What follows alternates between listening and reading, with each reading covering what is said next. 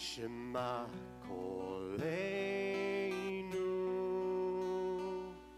Shema Koleinu, Chus v'rachem Aleinu,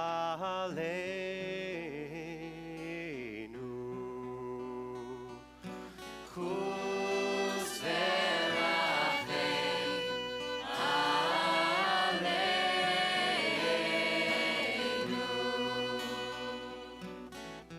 v'kabel berachamim uvratzon et tefilateinu, V'kabel berachamim uvratzon et tefilateinu, v'kabel berachamim uvratzon et tefilateinu.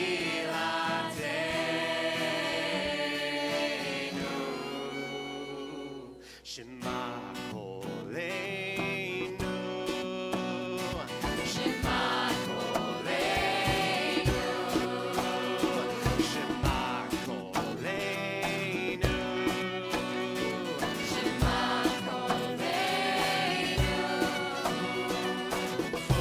Chus v'rachem Aleinu,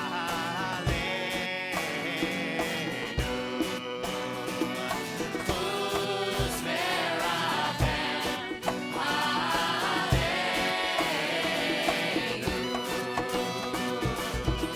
v'kabel berachamim uvratzon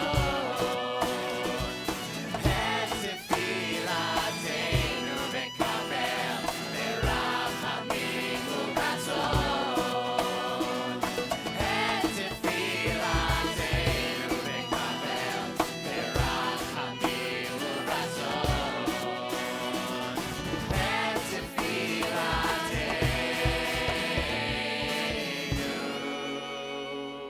Shema Koleinu, Shema Koleinu, Shema Koleinu, Shema Koleinu, Chus v'rachem Aleinu,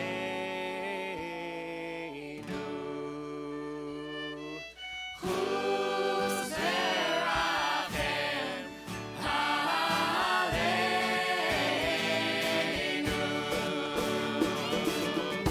v'kabel berachamim uvratzon et tefilateinu, v'kabel berachamim uvratzon et tefilateinu, v'kabel berachamim uvratzon et tefilateinu.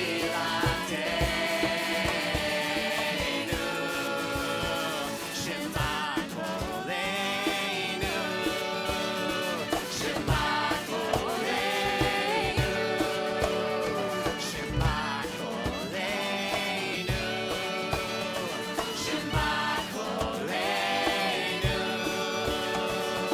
Chus v'rachem Aleinu, Chus v'rachem Aleinu,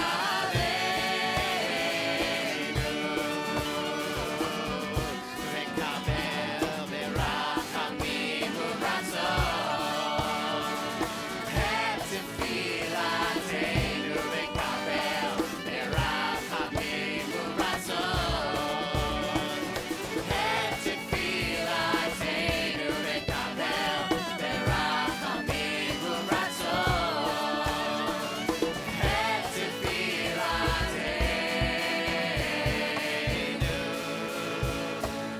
Shema Koleinu, Shema Koleinu, Shema Koleinu, Shema Kolenu, Chus Verachem Aleinu,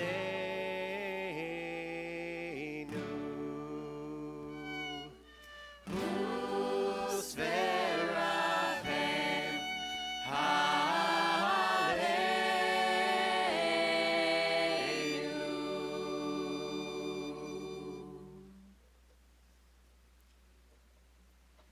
Take a seat for just a minute. I'm sure that many a rabbi during this season changed their high holiday sermons after Greta Thunberg, this 16-year-old from Sweden, who many of you may have heard speak in many different contexts, sort of burst on the scene and interrupted the news cycle of the expected, usual, everyday, relentless American high-stakes reality TV show that is, what we see all the time. And she just sort of like showed up. She showed up at the UN, and she showed up on Stephen Colbert, and in many different, she just sort of like appeared out of nowhere. Suddenly she was all over my Facebook feed and all over the news with clear eyes and direct speech and no tolerance for BS, and basically saying, what's the matter with you adults? What is the matter with you adults? You are four-letter word ending with an ing that I don't let my son say, but he does every day. On my future, she said. The way that she got everybody's attention was over the course of months and months and months. She would sit outside her school with a sign that said, you are SH, on my future. She became a climate activist knowing that she had a massive uphill battle, massive, right? Like her against all the oil companies and the entire way that industry functions all over the world. But she couldn't not speak. She couldn't not speak. And she galvanized millions of people just by her persistence, speaking her truth, even on a sign. I mean, the truth was, she had to speak, but she went quiet for a while. Most of what she talked about and said, she did in literature or on a sign, saying it very clearly, very simply, and in that clear, simple voice, galvanizing children and adults, not dissimilarly from the teenagers at Marjorie Stoneman Douglas High School, who said, you adults, you're not going to do anything about gun violence in this country? Fine, we'll organize marches. Fine. We'll remind you that we're going to vote in 5 years. We're going to change the future, but we're letting you know now. And, I think many a cynical adult might have looked and thought, oh, that's sweet. That's nice that they think that they can change things. And what I think our better nature would help us really realize so that we can participate alongside those voice raisers, is that if you don't raise your voice, change doesn't happen. And if you don't find your voice, you don't change, and we don't change. And so you'll see throughout the liturgy tonight, there is so much. Ya'ale kolenu. May our voices rise. May we find our voice. May it rise. May it be heard. Shema kolenu. Hear our voice. We're trying to sort of hold out the sign that we want God to see, to help us become the people that we might become, and the people that we collectively might become. And so the question is, what are our big dreams? What are our big, hairy, audacious dreams that might not be possible or might not be probable? And yet, we're going to raise our voice to try to see what happens if we all move in the direction of saying what it is that we want to speak into being in the world. And part of what we do is we call on the better nature of God, right? We don't assume the worst. We don't assume that he, she, they, the force doesn't want to hear it. We assume that God, in God's great mercy, wants to be in relationship with us. So we'll stand back up again, and we describe that kind of relationship. We're your children, be our parent. We're your people, be our leader. We're your estate, so you be our trustee. If we're your flock, be our shepherd. Help us find our voice.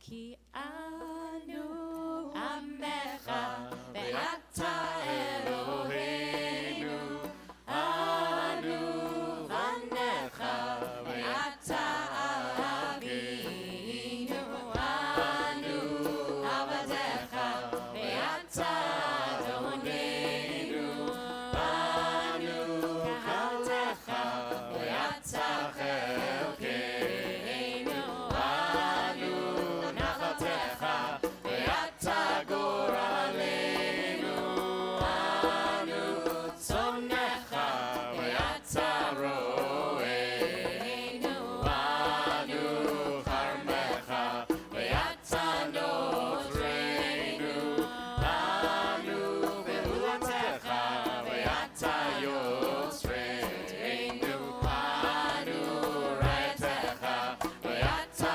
dodenu, anu segulatecha ve'ata korbeinu, anu amecha ve'ata malkeinu, anu v'amirecha ve'ata mamireinu, ay, ay, ay, ay,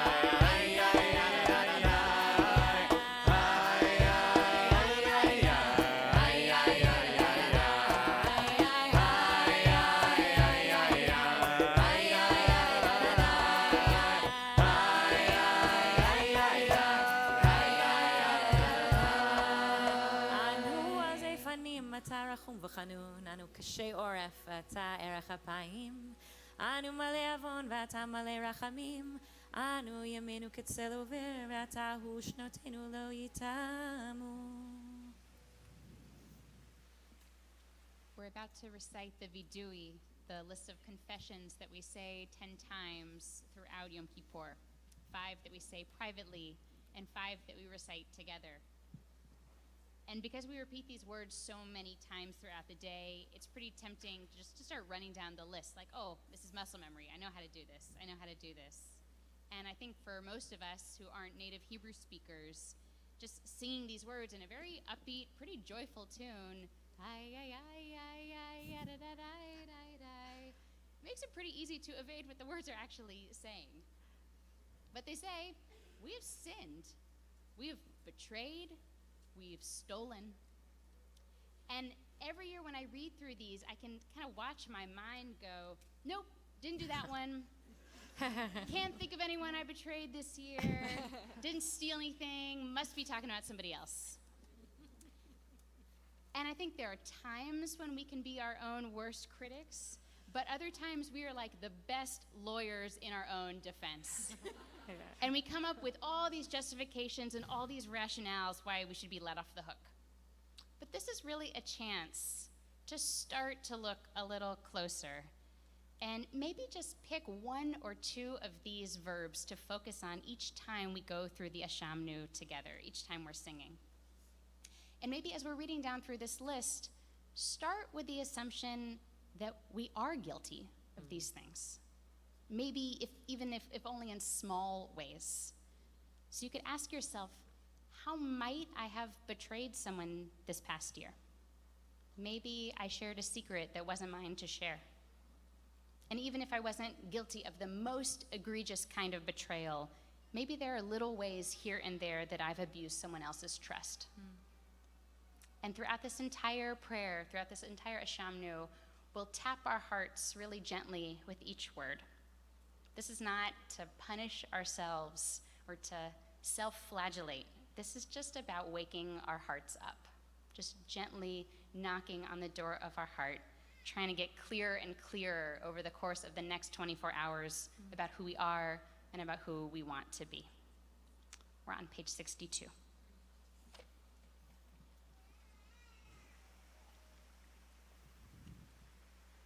Ay, ay, ay, ay, ay, ay, ay, ay,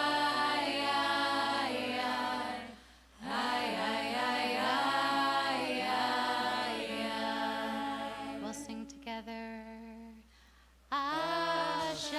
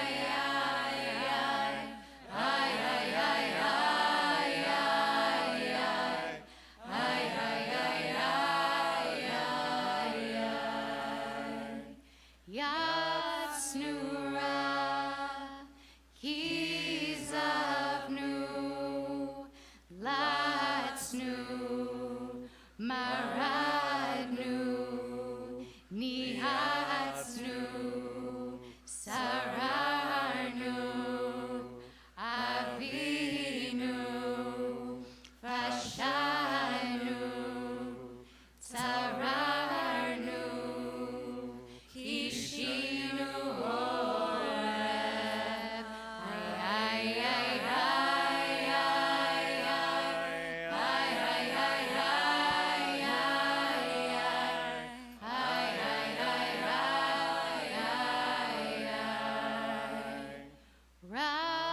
Rashanu, Shichatnu, Tianu, Tainu, Titanu, ay, ay, ay,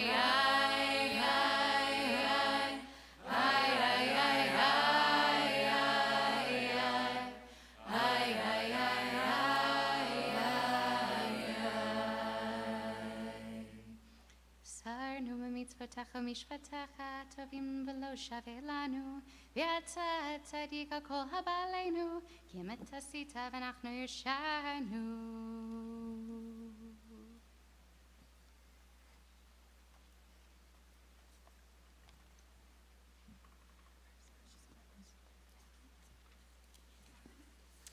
We'll join together for the longer confession on page 65.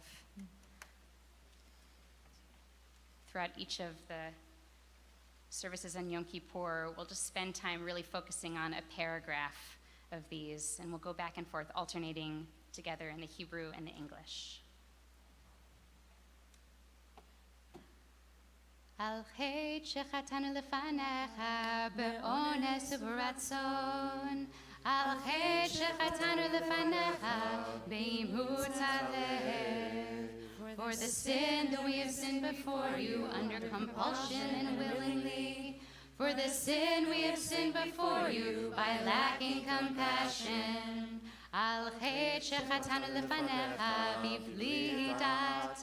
Al chet shechatanu lefanecha b'vitui sfatayim. For the sin we have sinned before you without being aware that we were doing wrong. For the sin we have sinned before you with inappropriate speech. Al chet shechatanu lefanecha b'gilui arayot. Al chet shechatanu lefanecha b'galui u'besater. For the sin we have sinned before you by improper sexual practices. For the sin we have sinned before you in public actions and privately. Al chet shechatanu lefanecha b'dat u'b'mirma. Al chet shechatanu lefanecha b'dibur peh. For the sin we have sinned before you knowingly and deceptively. For the sin we have sinned before you with offensive speech. Al chet shechatanu lefanecha b'honat re'ah. Al chet shechatanu lefanecha b'harhor halev. For the sin we have sinned before you by wronging other people. For the sin we have sinned before you by negative speaking. Ve'al kulam Elohah selichot selach lanu mechal lanu ka'aver lanu. We ask every year for people to submit sins online. I learned this year for the first time that there are actually many, many websites that you can anonymously confess on. So, go forth. We have one too, but we just break it out for the high holidays. And you can see this box we made. It's very professional. It says Kapara, atonement, and it has wax from the Havdalah candle at the end of Yom Kippur. And we pull the confessed sins from the community and ritually read them. Not all of them all at once, and only a few, but because this makes it personal. For the sin that I have sinned before you by dumping anger on my wife. For the sin that I have sinned before you with short-temperedness, for the sin that I have sinned before you for treatment of my ex toward the end of our marriage, I set you up to be the villain, and you aren't. You were just trying to deal with the awful person that you became when you were tethered to, and that person was me. For the sin that I've sinned before you by not having as much time as I'd like to spend with loved ones. Ve'akulam Eloah selichot selach lanu mechalanu kaper lanu ve'akulam Eloah selichot selach lanu mechalanu selach lanu mechalanu kaper lanu.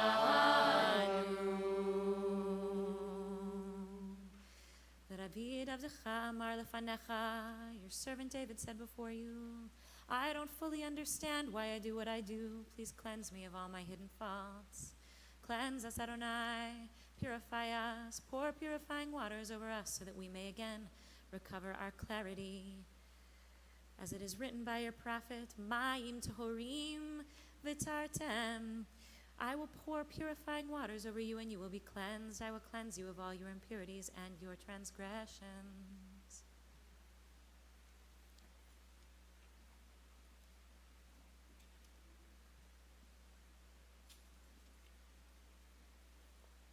This is again that practice of finding our voice on 72. Avinu Malkeinu. We'll start and we'll kind of give you the gift of hearing it, hearing the tune. And then you can go down these pages, 72, 73, 74, and see what of these prayers that were spoken by our ancestors who were themselves frail, fragile, imperfect people who were just praying, trying to form their words around what it was that they wanted and needed. So what of these feel familiar and welcome to you to say and what you want to add?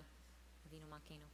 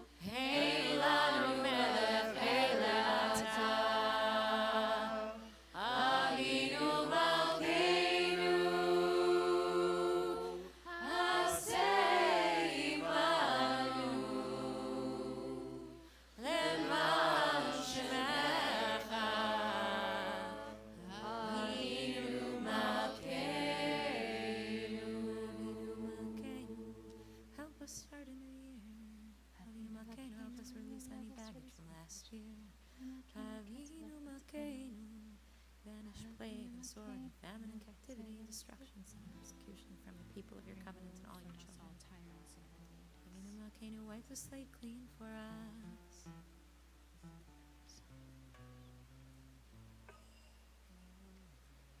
You just want to close your eyes and intone the words Avinu Malkeinu. See what comes out afterward. And try that practice. Avinu Malkeinu, inscribe us in the book of life, the book of salvation. Parnasa v'kakala, Avinu Malkeinu, the sake of those killed, declaring the holiness of your name. Shemia Kolenu Chus Rachem Aleinu. Forgive us for the sake of those slaughtered, proclaiming your oneness. Forgive us for the sake of those who went through fire and water to sanctify your name. For the sake of those killed, declaring the holiness of your name. Avinu Malkeinu, forgive us for the sake of those slaughtered, proclaiming your oneness. Avinu Malkeinu, say the land by Yeshu by Mayim, Al Kiddush Hashem, Avinu Malkeinu, say the Ma'anecha, the Amen.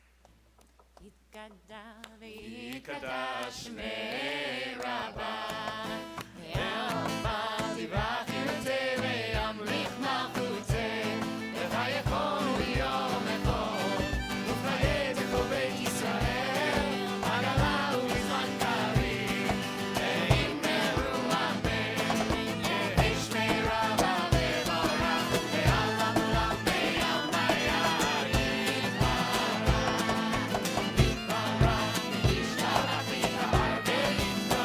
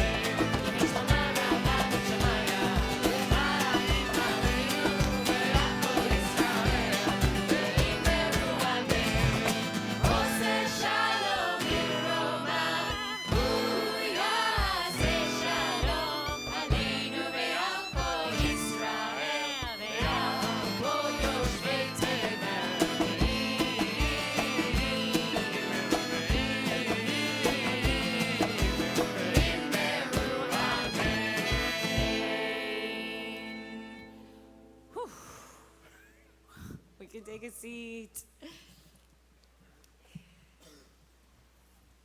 So about 100 of you in this room are engaged. Can I give this to you to hold? Thank you. About 100 of you in this room and probably beyond are engaged in something we're trying this year called Mishmash, which is little conversation groups all over the city and the suburbs that were designed to be before the high holidays, during the high holidays, and after the high holidays to sort of take us on a reflective journey throughout the season.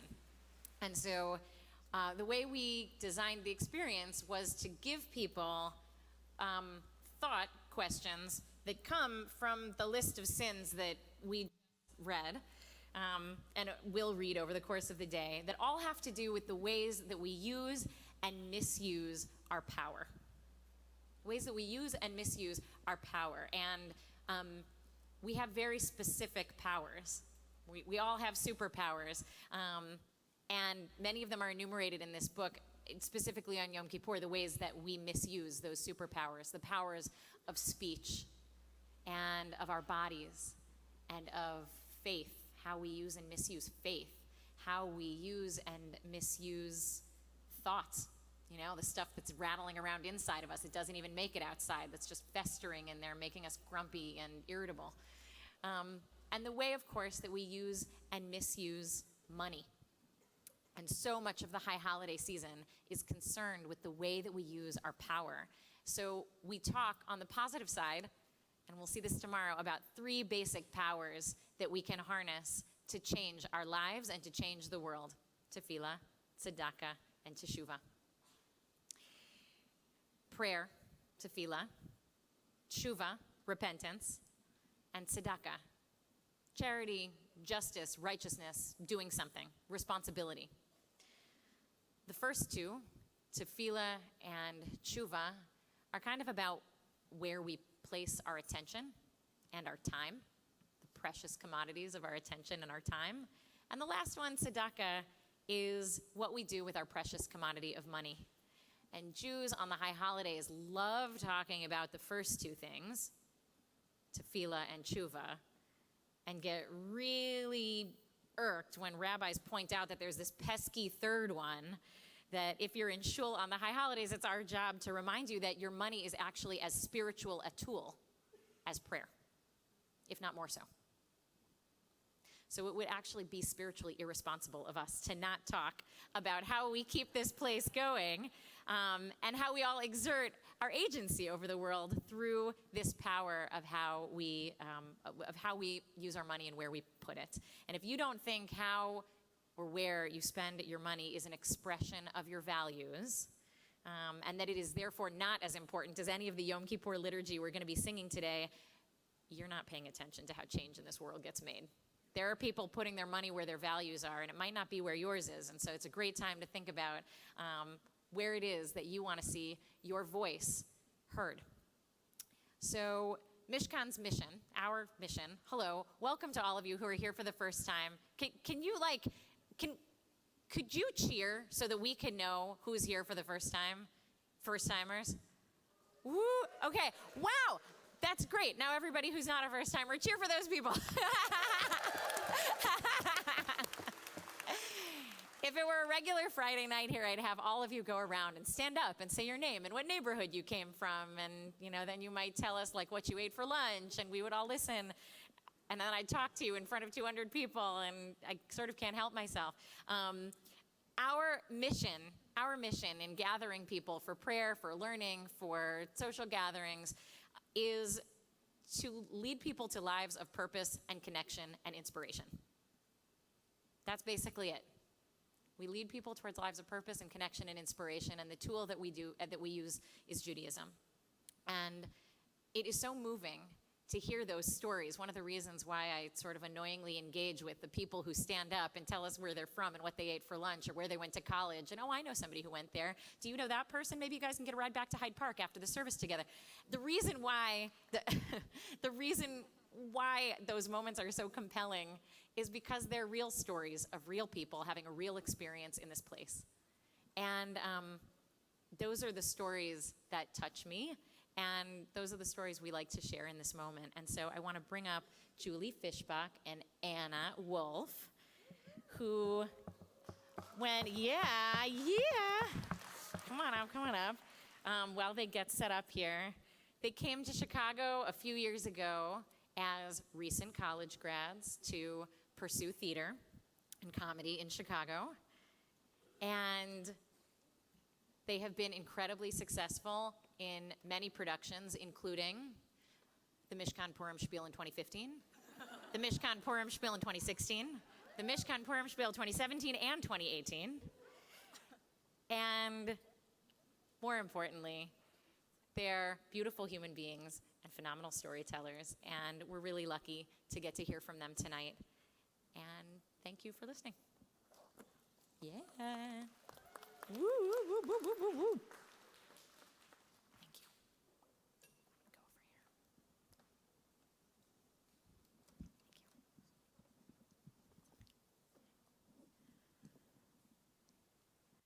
Hi, I'm Anna Wolf.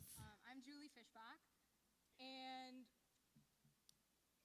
I'm Julie Fishbach, and usually when we address this community, we are dressed up as Rabbi Lizzie and Rabbi Lauren because we're hosting the Purim Spiel. For the Purim Spiel, I am typically wearing tevas and speaking in a southern accent, since Rabbi Lauren is from South Carolina. I'm typically wearing a fake baby bump and strumming a guitar while I talk, since Rabbi Lizzie is from wherever progressive rabbis come from. Today we're here, though, not as caricatures of our rabbis. However great our portrayals may be. They honestly are pretty good. I think they're fun, yeah. But we're here today as ourselves. I sing with the davening team, and I've helped organize a bunch of events here.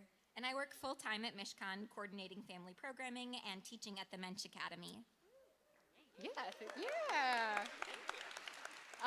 We have grown a lot since we first came to Mishkan 4 years ago. We weren't friends yet. We could still digest lactose. Those were the days. Really were. Back when we came to Mishkan in the fall of 2015, we never imagined that we would be up here speaking about how much this community means to us. I came to Mishkan for the first time after graduating college 5 years ago. It was a hard year that first year out of school. I had majored in theater, which while in school had always provided me with a tight-knit community of theater kids. But outside of school, I was finding that the vast world of Chicago theater was isolating, and without the structure of constantly being surrounded by classmates, I became painfully lonely and anxious. Right before the high holidays, I forced myself to go to a Mishkan Shabbat. I went alone. I didn't know anyone there. I by accident sat between a couple. And when the time came in the service when Rabbi Lizzie asked everyone who was new to stand up and introduce themselves, this wave of panic came over me. I'm sure many of you know the feeling. But I stood up and I said my name, and Lizzie welcomed me. And the couple that I had sat between invited me to sit with them at dinner. I registered for high holiday tickets that next week. My tickets highly subsidized through what I like to call the recent art school grad discount. On Yom Kippur, the building was filled with people dressed in white, like it is right now. And at one point in the Torah service, for an aliyah, Rabbi Lizzie called up anyone in need of support. And when I went up, a group of us put our arms around one another as everyone sang Misha Beirach, a prayer for healing and comfort. And I looked out into the crowd, all in white, and I felt held and safe. It felt like I had found a home. That Yom Kippur, coincidentally, was also my first Yom Kippur with Mishkan. I'm originally from the Bay Area, where Judaism is largely synonymous with, Bay Area people out there. And Judaism there, at least from my perspective, was largely synonymous with nature and political activism and big youth groups. And I thrived there. When I wasn't in school or doing improv shows, I was on weekend retreats with my temple or at Jewish summer camp in Yosemite. When I moved to Chicago 4 years ago to get involved at Second City, I had no friends in the Midwest, no family within a 4-hour flight, no job, and no place to live. I'm not sure if moving out here without a support system in place was brave or stupid, but it did force me to reach out to others very quickly. I started making friends in the comedy scene, but the week before High Holy Days, I knew I wanted a place where I could connect spiritually. So I did what any 20-something would do and sought advice from Google. I typed in various combinations of young adult high holidays and hippie Jewish groups, and unsurprisingly, Mishkan was one of the first results. But I didn't go. Instead, I spent Rosh Hashanah with friends of friends of friends of friends, but we had very different ideas of what Judaism looks like. So I went to Mishkan's Yom Kippur, and I knew that I had found my group. So there we were, post-high holidays, both of us young newcomers to Mishkan who happened to do theater. And we both had been very moved by that Yom Kippur, but it was other holiday events that continued to make us feel more connected and closer to this community. Like doing the Purim spiel together. Suddenly we were coming to rehearsals every week. We knew the whole staff. We could make fun of the rabbis. And after plenty of raunchy jokes about Judaism, Anna and I became really good friends. And it really took off from there. I joined the davening team. I started studying Talmud. I came in second at a dreidel contest. I did not place in a dreidel contest. Okay. We went on Mishkan's first adult summer camp retreat in 2016, Mishcamp, and the following year I helped run it. Yeah. A funny thing about my experience here, though, is that while I was definitely looking for someplace spiritual, I never really intended to participate that much.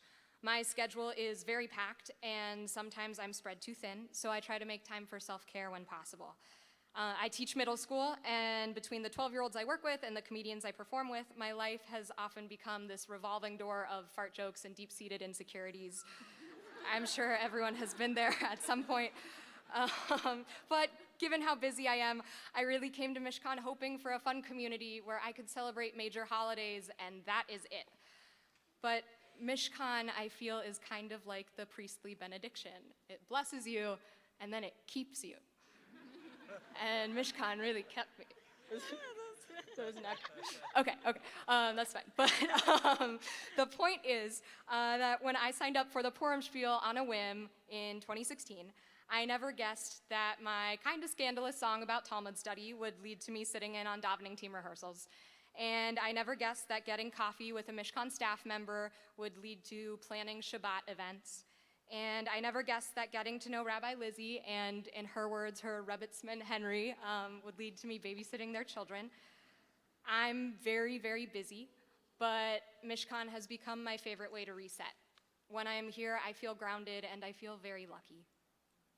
For me, it feels similar. Each step of getting more involved in Mishkan wasn't something that I had anticipated, but each step made sense as it came up.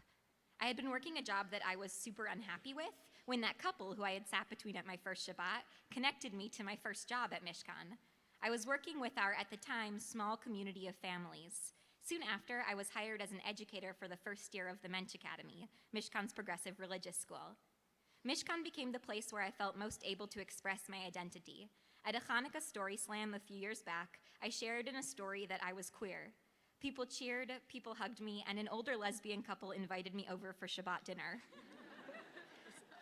I found myself becoming more and more passionate about Jewish education and creating space for children and families to experience a Judaism filled with wonder like Mishkan had given me. Through Rabbi Lauren's encouragement, I attended this Jewish summer program for young adults. It was the most life-changing month. There, I met my partner, Sam. Okay, Rabbi Lauren, I don't know where my encouragement was, because I'm very single. Julie, this is the biggest event of the entire year. Okay. How about people raise their hand if they would like to? No. Talk about your program. When I was at the program, I had the time to reflect on where my life had been leading me.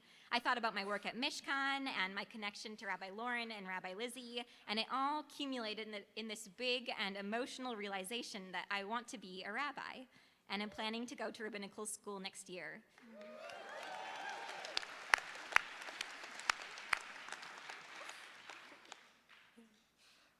That's really awesome.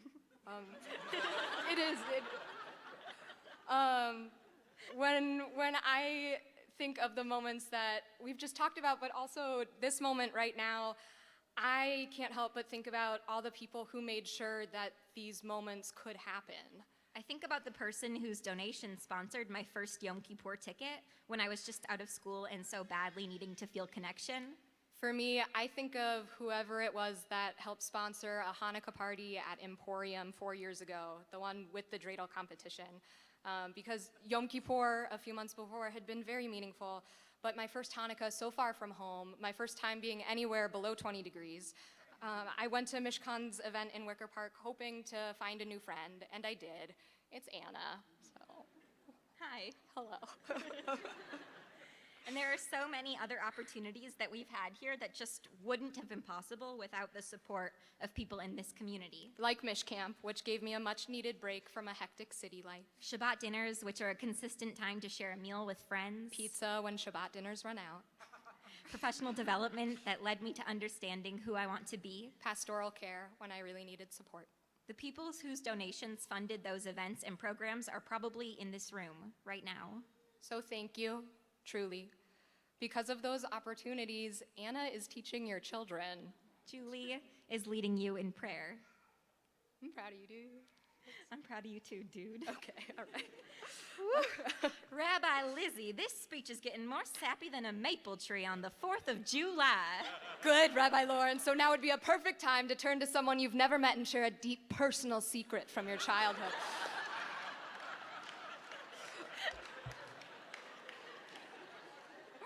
But in all seriousness, if imitation is one of the most sincere forms of flattery, then Rabbi Lizzie and Rabbi Lauren, you might already know how deeply you have influenced our lives. Rabbi Lauren, you are my supervisor, mentor, and dear friend. I would not be the person that I am right now applying to rabbinical school if it wasn't for knowing you. You work hard always to be kind and to lead with your heart. Your openness and compassion make you someone that people feel instantly safe with. When I think of the kindness that you've shown me, I can only hope that one day I will be able to pass that kindness forward. Rabbi Lizzie, I feel so grateful for the support that you have brought into my life. I don't really have words for the spiritual high that I felt at Rosh Hashanah services last week. I felt not just connected to the liturgy, but really held by it in ways I haven't before and in ways that I really needed. That type of experience with prayerfulness and connection wasn't something I had much exposure to growing up, but it's something that I think, Rabbi Lizzie, you role model really beautifully. To not be afraid of English translations, to be willing to wrestle with language and wrestle with belief itself, to do the full thing, even if it takes a long time. That's how I've found some of my favorite lines of prayer that I can turn to, like from the middle of Lechadodi, which I love, Hitorari, Hitorari, wake up, brush off the ashes. This is a time for love. And for me, Rabbi Lizzie, with your guidance and your wisdom and your humor, that's what Mishkan has really become. A place for inspiration and questions, for inclusion and growth, and really a place for love. Last year, Rabbi Jeff, with his musical leadership and his warmth, led us in a song that really stuck with both of us. The song says, "Where you invest your love, you invest your life." It's some solid insight from Mumford & Sons. Where you invest your love, where you invest your love, you invest your life. So where do you invest your love? We invest our love in the children that we teach. We invest our love in the prayers that we lead. We invest our love in the friendships that we form. And we invest our love at Mishkan. So we invest our lives here too. Thank you for joining us in supporting this beautiful community. Shana Tova.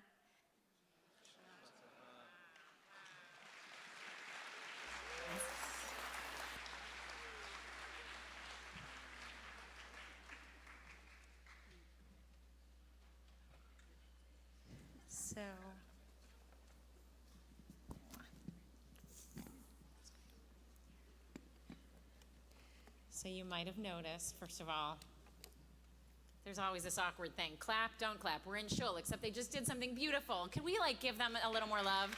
Oh my God, yeah.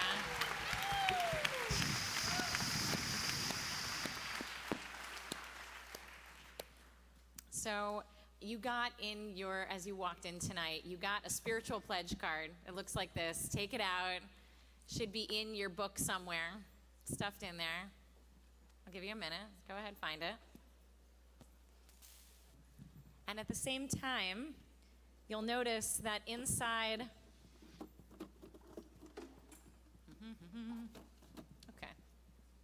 inside your badge, your badge, my badge, don't have it. Inside your badge, you've got stickers And you've got a little name card. So take all that good stuff out. We're going to do an activity.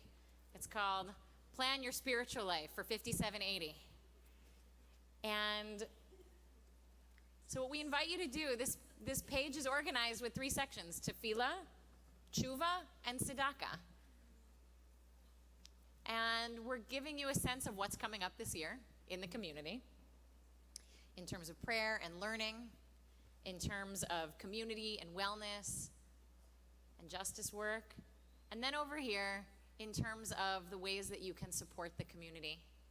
And all of these are ways of engaging our spiritual life actively.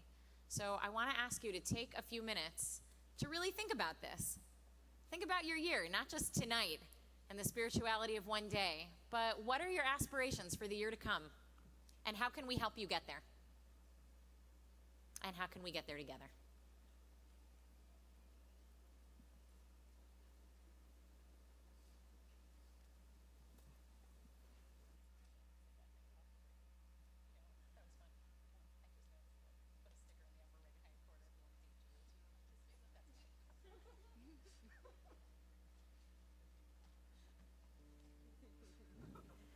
Members of our board are going to be coming around in a few minutes to collect these, and of course you can also hand them on your way out.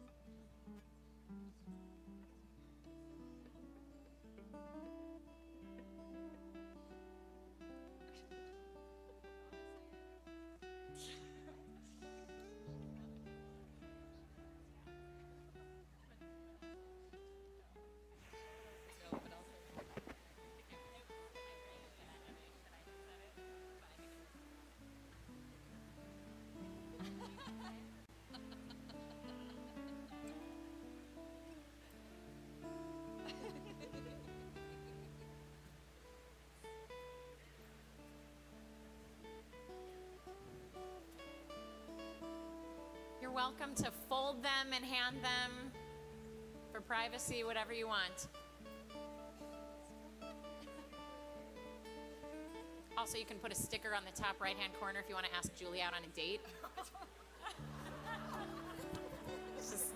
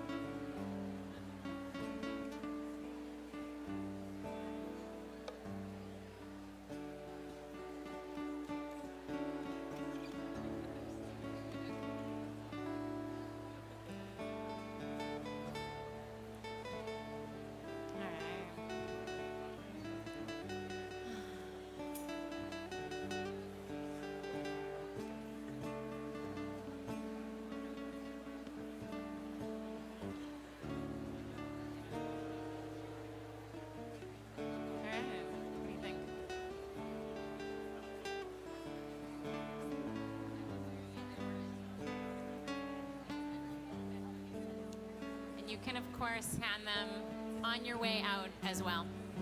There'll be baskets on your way out.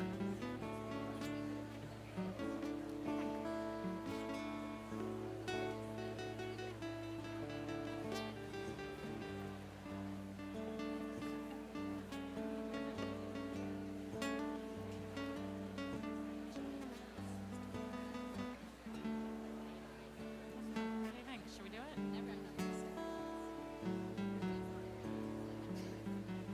We should.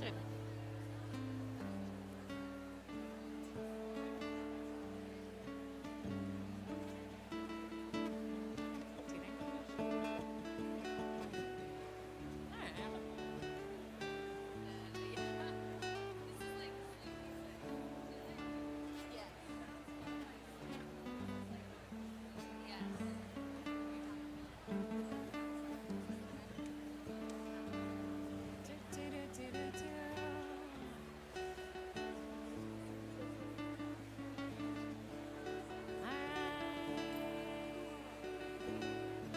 I think we should do it. Okay, let's do it. It's like 8:30. Yeah. Thank you. Okay. All right. Let's start.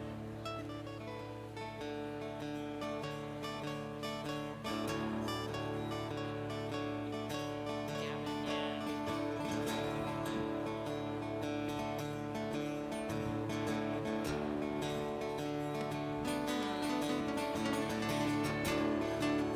Yeah.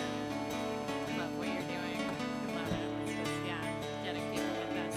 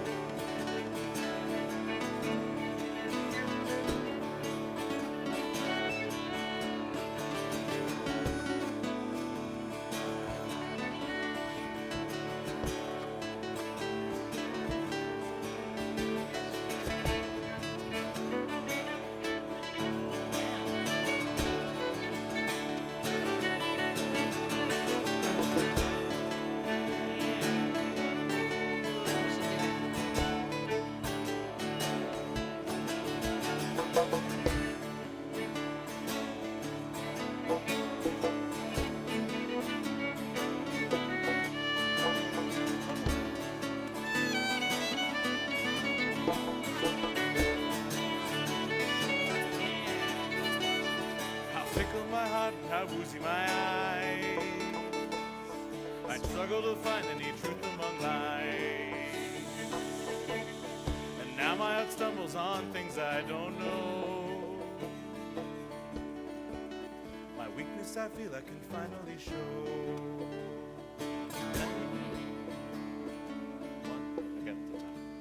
How fickle my heart and how woozy my eyes. I struggle to find any truth among lies. Now my heart stumbles on things I don't know.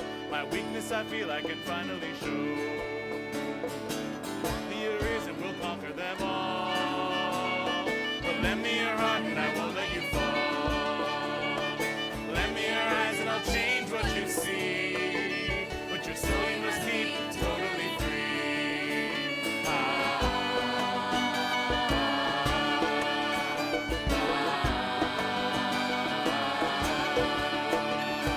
Join us.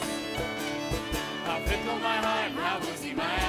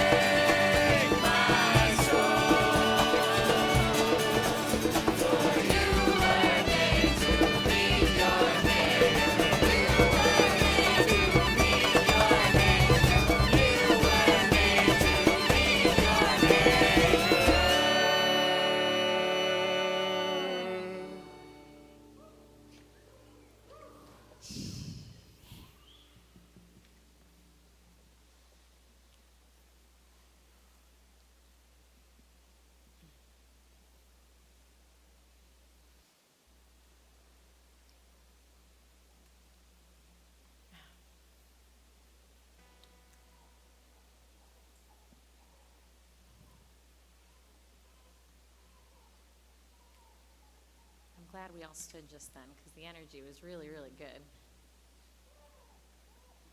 But now we should sit back down again for a second.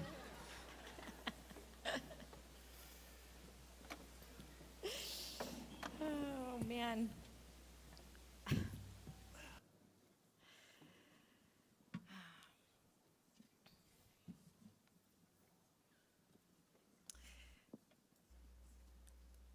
Most people, when they ask you what Yom Kippur is about, what would you say? Like, I heard atonement, Day of Atonement. Anything else? I don't know. Like, what is Yom Kippur about? Self-reflection, forgiveness, fasting. What are we celebrating anything? Ooh, rehearsing our death. Right, and for some people that's like, wow, what an amazing opportunity. Other people are like, what the hell? What kind of messed up tradition? Many Jewish holidays are based on a thing that happened. And Yom Kippur, I think, is often not thought about as one of those things. So, like, think about Passover. You would say, well, we have as the sort of collective mythology of our people that we left Egypt and we went from slavery to being free, and so we are commemorating, we are celebrating that experience. Or Shavuot, the receiving of the Torah happened, and so we celebrate it on this particular day. I feel like Yom Kippur often is not thought about that way. It's thought about more sort of conceptually. It's about forgiveness. It's about atonement. But it turns out there actually is an event that happened in our mythic imagination on this day. And that was actually the receiving of the Torah the second time. The second time, on the 10th of Tishrei, tradition tells us. So the backstory is that the Jews were a people really in name only when we were in the land of Egypt. We were all descendants from Abraham. We all traced our lineage back through Jacob, so we were B'nai Yisrael, the children of Israel. But there was nothing binding together as a people other than that we were persecuted. The first time the word Am is referred to, people, for the Jews is actually in Egypt, when we're forced to sort of band together by virtue of the way that we are being treated by the government. And first Pharaoh starts with a smear campaign, and you read this in the book of Exodus. Also, if you're paying attention during the Magid part of the Haggadah, this is when people sort of begin to tune out. But it's really juicy stuff. It's sort of like the anatomy of, authoritarian rule. And you watch it happen. First, there's a smear campaign against the Jews. And Pharaoh sort of foments doubt and fear about this group of people that might one day grow so large and overtake us and join against us in war. And so we need to minimize them. And so, you know what happens next. We go from being equal members of society to being workers for the government, and then unpaid workers that are subjugated so brutally that it doesn't matter what we do, no matter how much productivity we put out there, it's never enough. And Pharaoh is constantly heaping more and more expectations upon us. And finally, after being beaten down to almost nothing, so pulverized as a people that we couldn't even breathe, the Torah says. We were kotzer ruach. We were just perpetually in that tight place where you can barely breathe. And we sort of gasped. We let out a cry. And it was with that cry that the tradition said God heard us. Because you sort of have to wonder, why, if God loves us so much, why would God let a thing like that happen to God's chosen people? It's like, let's just put a sticky on chosen people.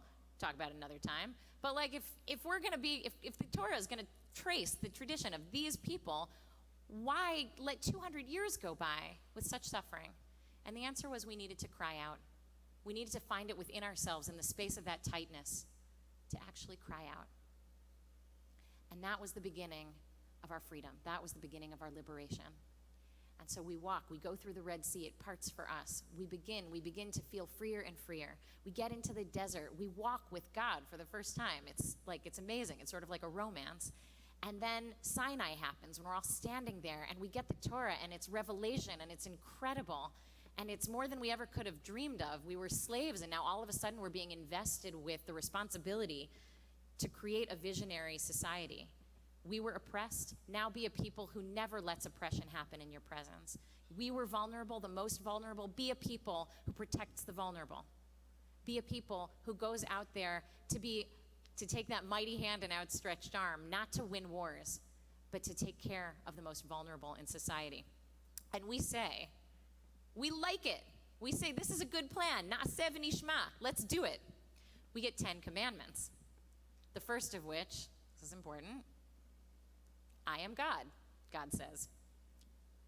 Know it, feel it, get used to it.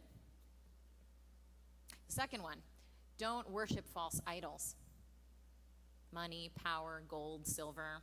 You'll be tempted. Don't do it. And then there's a bunch more. Those are the two I want to focus on. And those Israelites, after this incredible experience and being invested with incredible responsibility, after 40 days, we know what happens, right? They're getting restless. They're getting impatient. Life isn't as exciting as it was 40 days ago. They wonder where Moses is. They haven't seen God in a while. And so they say, you know what? Where is that guy Moses? Where is the God he represents? Let's build ourselves an idol.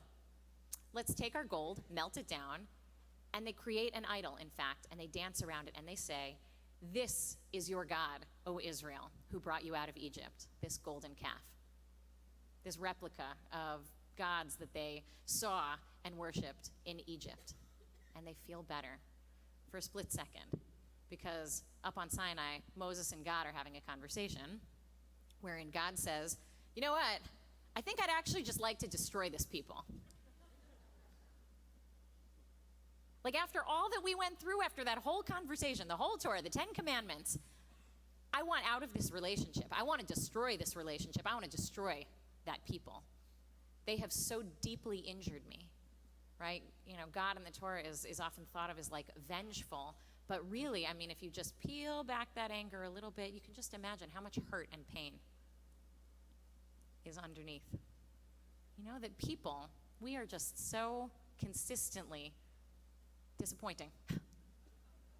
And God is just sad about it and like real mad, angry, destructively angry. And so God says, leave me alone, get out of my way so that I can destroy them. And Moses says, not so fast. Moses, by the way, was pretty angry himself. But Moses, the Talmud says, got up in God's face like a person gets in the face of another person and grabs their collar and says, don't do this. Don't do this. I know that the worst mistake possible has been made, but don't throw the baby out with the bathwater. We can turn this thing around. We can turn this thing around. It looks really, really bad right now, but we can turn this thing around. And God says, Salachti kidvarecha. Actually, the words that we began with tonight. Vayomer Adonai, salachti kidvarecha. And God said, I will forgive them as you asked me to do. Vayomer Adonai, salachti kidvarecha. And what we learn from this is that there's hope. There's hope. Even in the darkest moments, the worst possible moments, when you are on the floor, there's hope. And so Moses, after this, goes back up the mountain and talks to God for another 40 days and comes down. And the day that Moses comes down with the second set of tablets is the 10th of Tishrei, we're told. That's Yom Kippur, the day when the whole people experiences the power of second chances. All of us. And so every year on Yom Kippur, when we gather here, we are honoring and celebrating the possibility of second chances. So take a moment and think about your own life, where you sit in the trajectory of your life, and where it is that a second chance would be really great right now. And how much doubt we have in those moments that we will ever find that second chance, healing, love, partnership, friendship, the right job, the right group of friends. And we wait and we yearn and we ache. Tonight is about remembering that together we walk toward second chances, and that second chances are possible.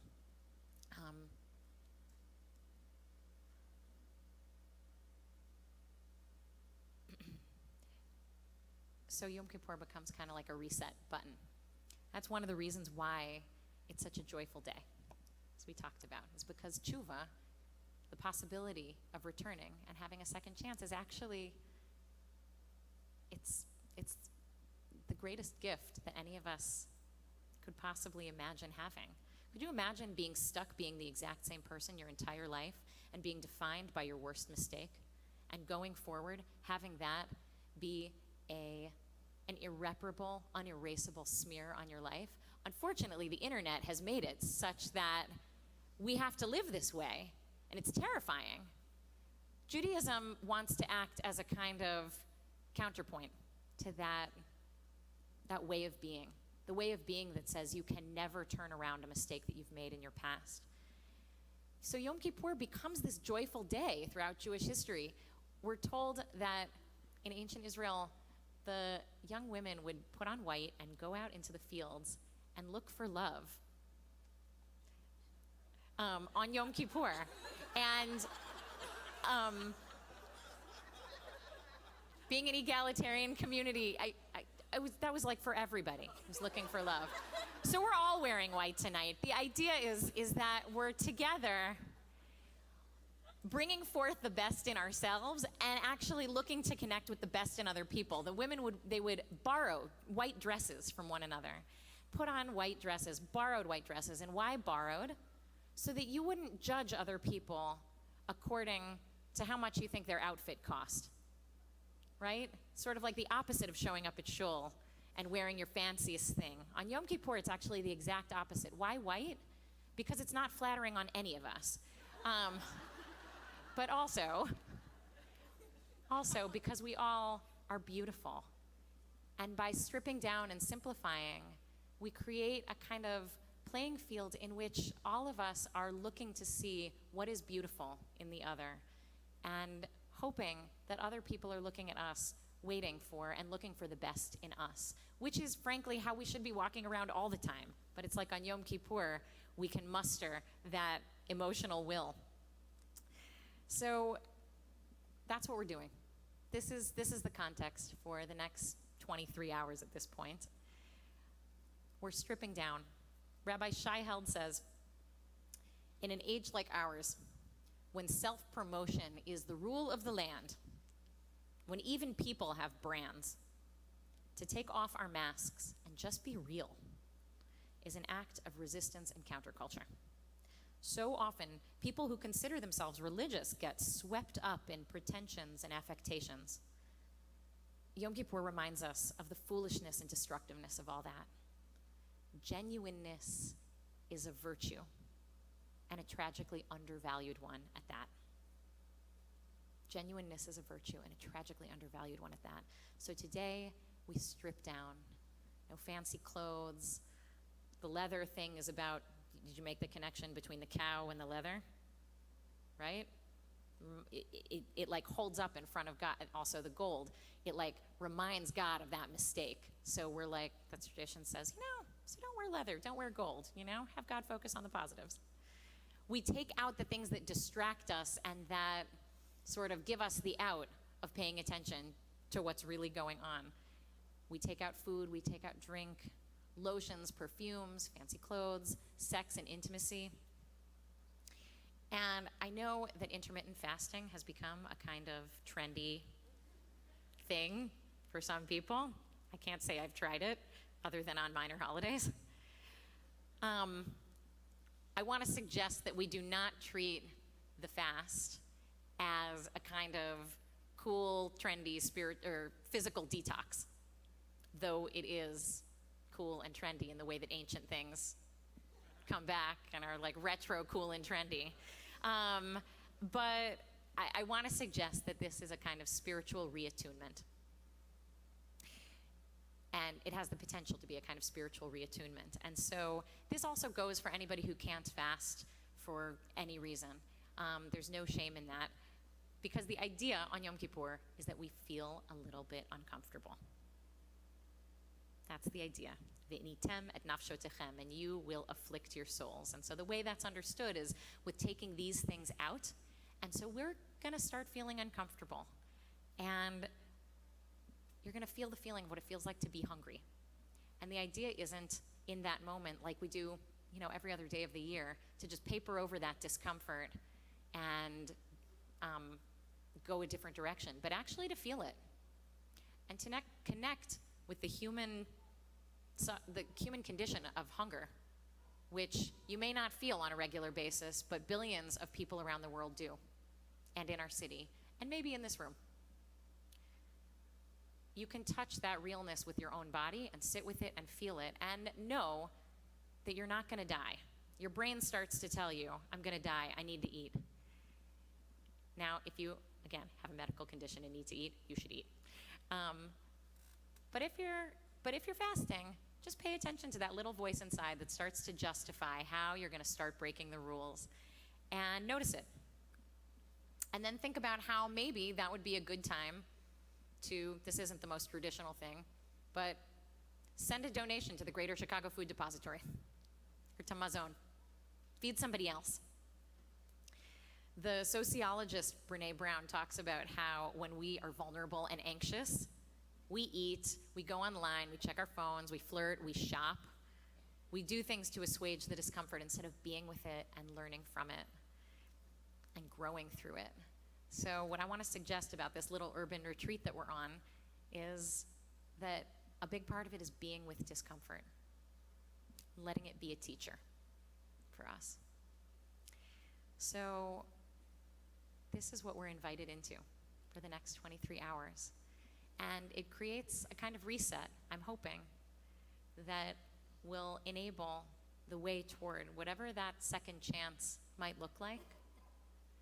So you don't need to know exactly how to get there now. I had a conversation this morning with someone who said, you know what I've started doing? I've started asking God for help when I don't know what to do. And somehow, the answer always reveals itself. She was almost surprised by that. So I want to say, as we sit here now, that question that you came in with, the second chance that you're moving toward, you don't need to know what it looks like now. But if we clear the way, if we actually clear enough space within ourselves to talk, to be heard, to think, to have conversations about real things, maybe we'll learn together. And maybe by starting with ourselves and starting with this room, we can actually make an immense difference in our relationships, in our city, and emanating outward to who knows where. So that's my prayer for us tonight. I want to ask us to stand. And we'll go into Aleinu, which just means it's on us. Let's do this. It's on us. V'hashivota. V'hashivota el levavecha. Your heart will be turned, and you will know that the one, love, connects us all.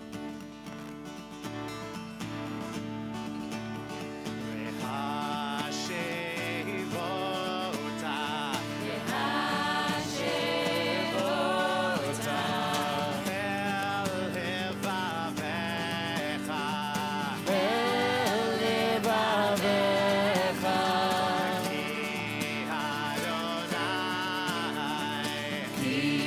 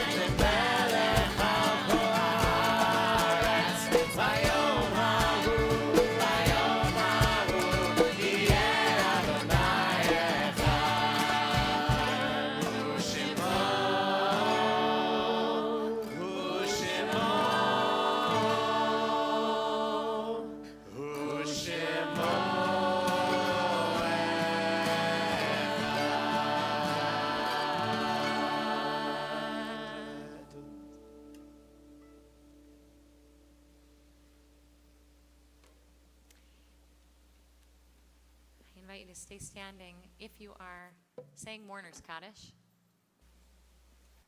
If you, in the last month or week or year, lost someone, or if you're remembering somebody tonight on their yahrzeit. Just take a look around the room. For many people, coming to Yom Kippur services and coming to Yizkor tomorrow is like the one time a year people come to just honor memory and honor love and honor relationships, honor having been taught and being connected to so many wonderful people, meaningful people, and also people who drove us crazy, and that we remember with love, that we redeem their memories with love. So the Mourner's Kaddish is on page 80. We'll do a fuller version tomorrow with Yizkor. But now what we do in community is like just look around and notice who's standing. Some of the people who were sitting were saying Kaddish last year, and they were standing, and now they're sitting. And there's this kind of holy trade-off that we do. And so those people who are saying Kaddish say the words, and everybody else says Amen, which is like saying, we hear you, and we're here for you.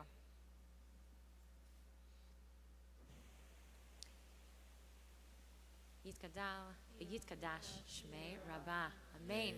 V'alma tivrach chirutei, v'amlich malchutei, v'chayechon v'yomechon, v'chayei techol beit Yisrael. V'agala v'zman kariv v'imru, Amen.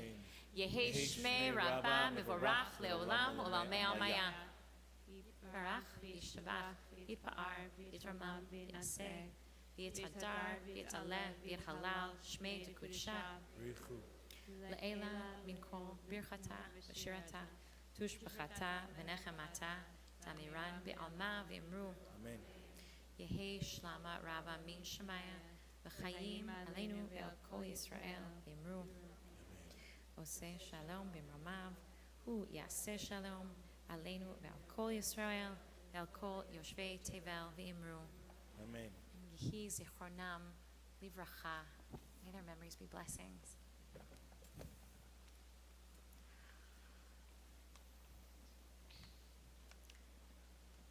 So in a moment, we'll close. Things to do to be helpful include bringing your book and your talis and your kippah out with you, your boarding pass. Give it all to the people who are at the doors. If you want to keep the state of the Mishkan, you can keep it, but if you don't want to keep it, just stick it back in the book, and you'll save a lot of time for the people who are putting these all back together and resetting for tomorrow. We're going to ask you to please not leave talises and belongings on seats in the hopes that those seats will be here for you in the morning.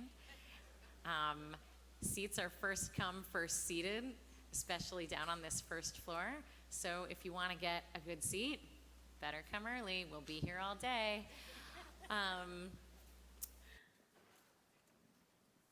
Think about the things that the rabbis could not have anticipated our addictions to when they created that list of 5 things, of the things we abstain from: food, drink, sex, lotions, perfumes, leather.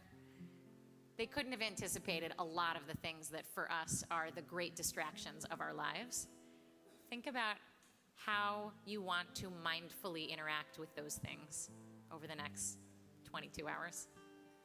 Whether you want to interact with those things over the next 22 hours, or whether you might do something absolutely radical, like not just silence your phone, but actually turn it off and leave it in a bag. I know, even saying it, like, gives me heart palpitations. Think about it. Think about it.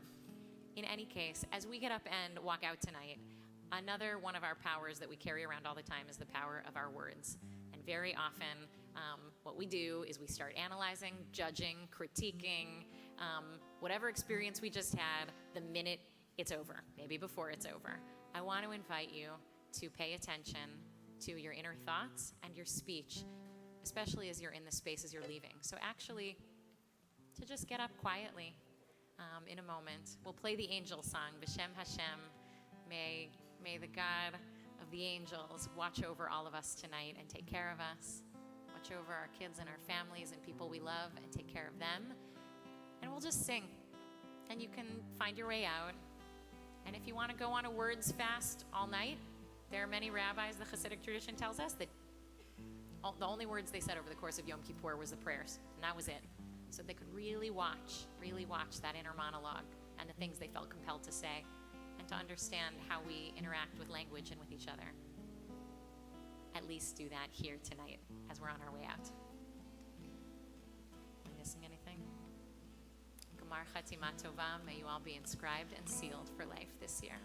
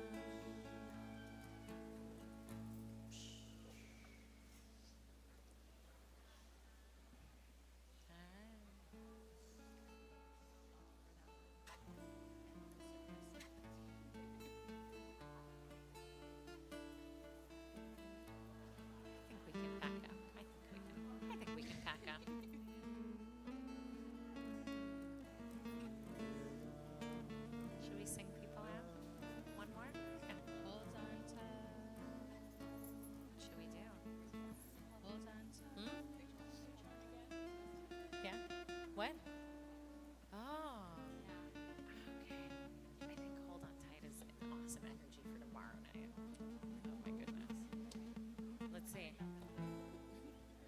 Return again.